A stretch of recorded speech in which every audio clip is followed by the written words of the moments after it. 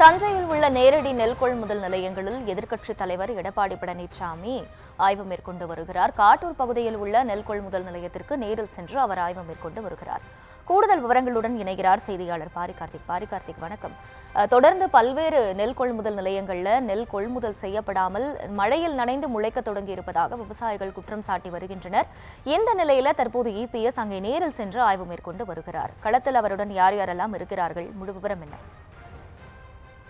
வணக்கம். குறுவை சாகுபடி இந்த வருடம் எதிர்பார்த்ததை விட அதிகமாக மகசூல் வந்தது.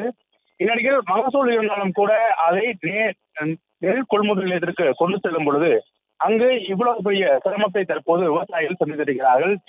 அதாவது தஞ்சையில் மட்டும் தஞ்சை மாவட்டத்தை சுற்றி 299 நேரடி நெல் கொள்முதல் நிலையங்கள் இருக்கின்றன. அது மட்டும் இல்லாமல் குறுவை சாகுபடிக்காக கிட்டத்தட்ட 8000 ஹெக்டேர் ஏக்கரில் பயிர் செய்யப்பட்டிருந்தது. இந்நிலையில் அறுவடைக்கு 1 மற்றும் 2 நாட்கள் உள்ள நிலையில் தற்போது வடகிழக்கு பருவமழை தீவிரமடைந்ததன் காரணமாக அனைத்து இடங்களுமே பல இடங்களில் நெல்லை வயலிலிருந்து எடுக்க முடியாத சூழலும், அதே போல நெல்முதல் கொள்முதல் நிலையத்துக்கு வந்த நெல்லும் தற்போது அவைகளும் அதிகாரிகளால் எடுக்கப்படாமல் அங்கேயே முளைக்க துவங்குகிறது. இதனைக்குரிய விஷயமாக இருக்கிறது என்று தற்போது எதிர்க்கட்சி தலைவர் எடப்பாடி பழனிசாமி அவர்கள் கூறினார். அது மட்டும் அல்லாமல் அங்கு இருக்கக்கூடிய நேரடி நெல் கொள்முதல் நிலையங்களை பார்வையிட்டு அங்கு விவசாயிகள் மற்றும் அதிகாரிகளும் பல்வேறு விஷயங்கள் கொடுத்தும் கேட்டறிந்தார்.